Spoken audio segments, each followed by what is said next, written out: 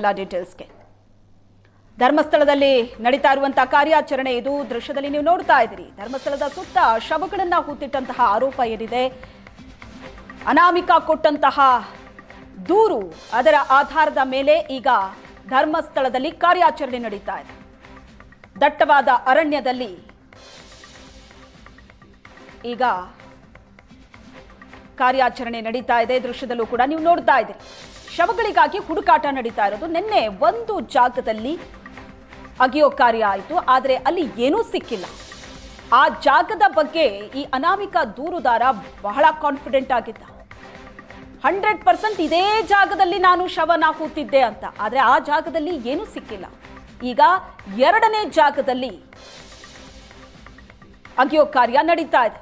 Point number 2, ಒಟ್ಟು 13 ಪಾಯಿಂಟ್ಗಳನ್ನ ಗುರುತು ಮಾಡಿದ್ದಾರೆ. ಅದರಲ್ಲಿ ಈಗ ಎರಡನೇ ಪಾಯಿಂಟ್ನಲ್ಲಿ ಕಳೆಬರಕ್ಕೆ ಶೋಧ ನಡೆಯುತ್ತೆ.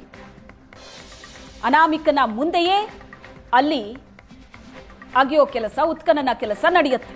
ಸಂಬಂಧಪಟ್ಟ ಅಧಿಕಾರಿಗಳಿದ್ದಾರೆ ಸ್ಥಳದಲ್ಲಿ. ಒಂದ್ ಕಡೆ ಮಳೆ, ಅದರ ನಡುವೆ ದಟ್ಟವಾದ ಕಾಡು, ಅಲ್ಲಿ ನಡೀತಾ ಇರೋ ಶೋಧ ಇದು.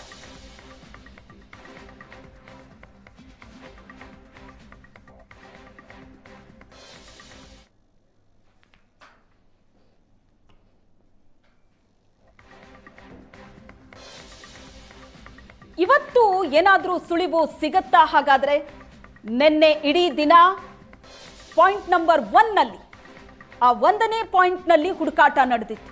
15 ಅಡಿ ಅಗಲ ತೋಡಿದ್ದಾರೆ, 8 ಅಡಿ ಆಳ ತೋಡಿರೋದು. ಆದರೆ ಅಲ್ಲಿ ಒಂದೇ ಒಂದು ಕುರುಹು ಕೂಡ ಪತ್ತೆ ಆಗಿಲ್ಲ. ಈಗ ಎರಡನೇ ಪಾಯಿಂಟ್ನಲ್ಲಿ ಕಳೆಬರಕ್ಕೆ ಶೋಧ ಗುರುತಿಸಿದ್ರು. ಆ ಸ್ಥಳಗಳಲ್ಲಿ ಶವವನ್ನು ಹೊರಕ್ಕೆ ತೆಗೆಯುವ 2ನೇ ದಿನದ ಕಾರ್ಯಾಚರಣೆ, ಮಹಜರು ಸೇರಿದಂತೆ 3ನೇ ದಿನದ ಕಾರ್ಯಾಚರಣೆ ಈಗ ನಡೀತಾ ಇರುವಂತಹ ಸ್ಥಳ ಸ್ನಾನಘಟ್ಟದ ಪರಿಸರವನ್ನ ನಾವಿಲ್ಲಿ ನೋಡಬಹುದು. ನಿನ್ನೆಗೆ ಹೋಲಿಸಿದಾಗ ಅಷ್ಟೊಂದು ದೊಡ್ಡ ಪ್ರಮಾಣದಲ್ಲಿ ಕುತೂಹಲಿಗರು ನಮಗೆ ಇವತ್ತು ಕಂಡು ಬರ್ತಾ ಇಲ್ಲ. ನಿನ್ನೆ ಆ ಮೆಟ್ಟಿಲು ಪ್ರದೇಶ ಎಲ್ಲ ಏನು ಕಾಣ್ತಾ ಇದೆಯಲ್ಲ, ಅಲ್ಲೆಲ್ಲ ಜನರು ಕಿಕ್ಕಿರಿದು ಸೇರಿದ್ದನ್ನು ಕೂಡ ನಾವು ನೋಡಿದ್ದೆವು.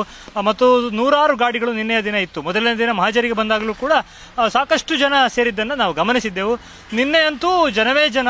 ಏನು ಅಸ್ಥಿಪಂಜರ ಸಿಕ್ಕಿತಾ ಎಲ್ಲರದ್ದು ಒಂದೇ ಪ್ರಶ್ನೆ ಆಗಿತ್ತು. ಆದರೆ ದಿನ ಕಳೆದ ಹಾಗೆ ಕುತೂಹಲಿಗರ ಸಂಖ್ಯೆ ಕಡಿಮೆ ಆಗ್ತಾ ಇದೆ ಅಂತ ಹೇಳ್ಬೋದು. ಈ ಉದ್ದಕ್ಕೂ ನಾವು ಗಮನಿಸಿದ್ರೆ ನಿನ್ನೆ ಸಾಲು ನಿಂತ ಜನ ಇವತ್ತು ಯಾರು ಅಷ್ಟೊಂದು ಸಂಖ್ಯೆಯಲ್ಲಿ ಕಂಡು ಬರ್ತಾ ಇಲ್ಲ ಅನ್ನುವಂಥದ್ದು. ಯಾಕಂದ್ರೆ ಕೆಲವರಿಗೆ ಬಹಳ ನಿರೀಕ್ಷೆ ಇತ್ತು, ಮೊದಲ ದಿನದ ಕಾರ್ಯಾಚರಣೆಯಲ್ಲೇ ಕಳೆ ಬರಹಗಳು ಸಿಕ್ಕಿಬಿಡುತ್ತೆ ಅನ್ನುವ ರೀತಿಯಲ್ಲಿ. ಆದರೆ ಯಾವುದೇ ಕಳೆ ಬರಹ ಸಿಕ್ಕಿಲ್ಲದೆ ಇರುವುದರಿಂದ ಸ್ವಲ್ಪ ಮಟ್ಟಿಗೆ ಜನರ ಉತ್ಸಾಹ ಕಡಿಮೆ ಆಗಿರ್ಬೋದು. ಅದರಿಂದ ಇವತ್ತು ಅಷ್ಟೊಂದು ದೊಡ್ಡ ಸಂಖ್ಯೆಯಲ್ಲಿ ಜನರು ಕಂಡು ಬರ್ತಾ ಇಲ್ಲ. ವಾತಾವರಣ ತಿಳಿಯಾಗಿತ್ತು ಬೆಳಗಿನವರೆಗೆ. ಈಗ ಸ್ವಲ್ಪ ಮಟ್ಟಿಗೆ ಮಳೆಯೂ ಕೂಡ ಈ ಭಾಗದಲ್ಲಿ ಶುರುವಾಗಿದೆ ಅನ್ನುವಂಥದ್ದು. ನಿನ್ನೆ ನಾವು ಒಂದಷ್ಟು ಜನ ಇಲ್ಲಿ ಸೇರಿದ್ದ ಜನರನ್ನ ಮಾತನಾಡಿಸಿದ್ದೆವು, ಒಂದಿಷ್ಟು ಕುತೂಹಲಿಗರನ್ನ ಮಾತನಾಡಿಸಿದ್ದೆವು. ಇವತ್ತು ಅಷ್ಟೊಂದು ಜನ ನಮಗೆ ಕಂಡು ಬರ್ತಾ ಇಲ್ಲ. ಆದ್ರೆ ಸ್ಥಳೀಯರ ಹಿರಿಯರೊಬ್ಬರು ಇಲ್ಲಿ ಇದ್ದಾರೆ. ಸರ್, ಮೊನ್ನೆಯಿಂದ ನೀವು ಇಲ್ಲಿ ನೋಡ್ತಾ ಇದ್ದೀರಿ, ಬೆಳವಣಿಗೆಗಳನ್ನೆಲ್ಲ ಗಮನಿಸ್ತಾ ಇದ್ದೀರಿ. ಇವತ್ತಷ್ಟು ಜನ ಇಲ್ಲ.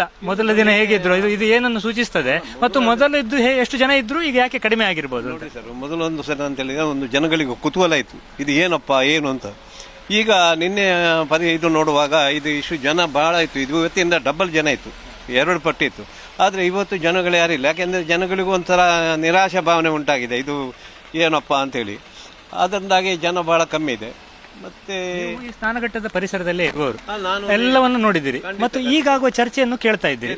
ಎರಡನ್ನು ನೀವು ಹೋಲಿಸಿ ಮಾತನಾಡೋದಾದ್ರೆ ನಿಮ್ಮ ಅಭಿಪ್ರಾಯ ಏನು? ಇಲ್ಲ ಸರ್, ಇದು ತುಂಬಾ ಫೇಕ್ ನ್ಯೂಸ್. ಇದು ಏನಿಲ್ಲ ಅಂತದ್ದು. ಯಾಕೆಂದ್ರೆ ನನ್ನ ಸರ್ವಿಸೇ ಇಲ್ಲಿ 60 ವರ್ಷ ಆಯ್ತು.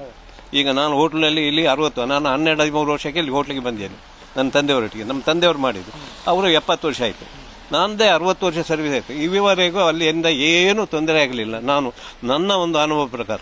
ಮತ್ತೆ ಇಲ್ಲಿ ಹೆಣಗಳ ರಾಶಿ ಅಂತೆಲ್ಲ ನೋಡಿ ಮೊದಲು ಇಲ್ಲಿ ಬರ್ತಾ ಇದ್ದೇನೆ ಅಂದ್ರೆ ಸಾಯಲಿಕ್ಕೆ ಪುಣ್ಯ ಕ್ಷೇತ್ರಕ್ಕೆ ಸತ್ರ ಸದ್ಗತಿ ಸಿಗ್ತದೆ ಅಂತ ಜನಗಳ ಒಂದು ಭಾವನೆ.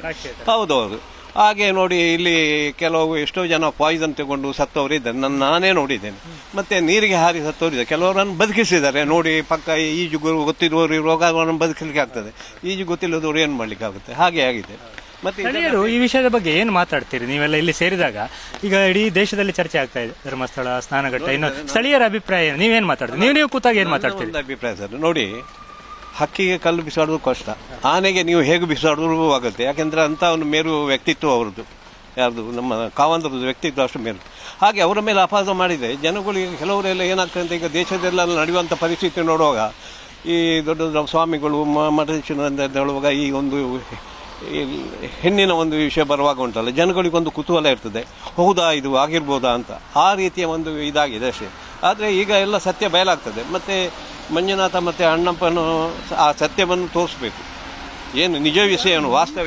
ಈಗ ಇಲ್ಲಿ ರುದ್ರಭೂಮಿ ಎಲ್ಲ ಇರಲಿಲ್ಲ ಅಂತ ಕೇಳಿದೆವು. ಮುಂಚೆ ಶವ ಸಿಕ್ಕಿದಾಗ ತುಂಬಾ ಡಿಕಂಪೋಸ್ ಆಗಿದ್ರೆ ಇಲ್ಲೇ ಅದನ್ನು ಹುಳುದು ಈ ತರ ಆಗ್ತಾ ಇತ್ತಾ ಹೇಗೆ? ವಾರಿಸುದಾರ ಇಲ್ಲದಂಥ ಶವ ಇದ್ದರೆ ಇಲ್ಲೇ ಮಾಡ್ತಾ ಇದ್ರು. ವಾರಿಸುದಾರ ಇರುವಾಗ ಪೊಲೀಸ್ನವರ ಸನ್ಮುಖದಲ್ಲೇ ಮಾಡ್ತಾ ಇದ್ದದ್ದು ಮೊದಲು. ನಿನ್ನೆ ಕಾರ್ಯಾಚರಣೆ ಬಗ್ಗೆ ನಿಮ್ಗೆ ಏನು ನಿರೀಕ್ಷೆ ಇತ್ತು? ಸಂಜೆ ಕಾರ್ಯಾಚರಣೆ ಮುಗಿಸಿ ಎಲ್ಲ ಹೊರಟರು, ಆಗ ಏನು ಸಿಕ್ಕಿಲ್ಲ ಅಂತ ಆಯ್ತು. ನಿಮ್ಮ ಅಭಿಪ್ರಾಯ ಏನು? ನಮಗೆ ಅದು ಮೊದಲೇ ಗೊತ್ತಿದೆ ಇಲ್ಲಿ ಸಿಗೋದಿಲ್ಲ ಅಂತ, ಅದು ಖಂಡಿತ ಇಲ್ಲ ಅಂತ. ಅದು ಯಾಕೆ ನಮಗೆ ಗೊತ್ತಿದೆ ಅದು ಸುಳ್ಳು ವದಂತಿ ಅಂತ. ಗೊತ್ತಾಯ್ತಾ ನಿಮಗೆ? ದೊಡ್ಡವ್ರ ಮೇಲೆ ಅಪಾತ್ರ ಮಾಡೋದು ಸುಲಭ. ನೋಡಿ, ಯಾವಾಗಲೂ ಸತ್ಯ ಬೆಳಕಿಗೆ ಬರೋದು ತಡ, ಅದು ಅದಕ್ಕೆ ಸಾವಿಲ್ಲ. ಸುಳ್ಳು ಬೇಗ ಬರ್ತದೆ, ಗೊತ್ತಾಯ್ತಾ? ಅದಕ್ಕೆ ಸಾವಿದೆ. ಹಾಗೆ ಇದು ಈಗ SIT ಪೊಲೀಸರು ಬಹಳ ಕ್ರಮಬದ್ಧವಾಗಿ ಎಲ್ಲವನ್ನು ಮಾಡ್ತಾ ಇದ್ದಾರೆ. ನೀವು ಅದನ್ನ ಈ ತನಿಖೆ ಆಗ್ತಾ ಇರುವುದನ್ನ ಈ ಕ್ಷೇತ್ರದಲ್ಲಿ ಪೊಲೀಸರ ಓಡಾಟ ಇನ್ನೊಂದು ಮತ್ತೊಂದೆಲ್ಲ ನೋಡ್ತೀರಿ. ನಿಮಗೆ ಒಬ್ಬ ಶ್ರದ್ಧಾಳುವಾಗಿ ಅದರ ಬಗ್ಗೆ ಏನು ಅಭಿಪ್ರಾಯ, ಮತ್ತು SIT ಪೊಲೀಸರ ಬಗ್ಗೆ ನಿಮಗೆ ಏನು ವಿಶ್ವಾಸ ಇದೆಯಾ? ಏನು ಹೇಳಿ? ಖಂಡಿತ ಇದೆ. ನಿಷ್ಪಕ್ಷವಾಗಿ ತನಿಖೆ ಆಗಬೇಕು, ಮತ್ತೆ ಸತ್ಯ ಹೊರಗೆ ಬರಬೇಕು. ನಮ್ಮ SIT ರಚನೆ ಆಗಿದ್ದು ಬಹಳ ಸಂತೋಷ. ಗೊತ್ತಾಯ್ತಾ ನಿಮಗೆ? ಎಲ್ಲ ಹಿರಿಯ ಅಧಿಕಾರಿಗಳು. ಹಾಂ, ಖಂಡಿತ ಖಂಡಿತ ಎಲ್ಲರೂ ಬಂದಿದ್ದಾರೆ ನೋಡಿ. ಪೊಲೀಸ್ ಡಿಪಾರ್ಟ್ಮೆಂಟ್ ಇದ್ದಾರೆ, ನೀವು ವರದಿಗಾರರು ಇದ್ದೀರಿ.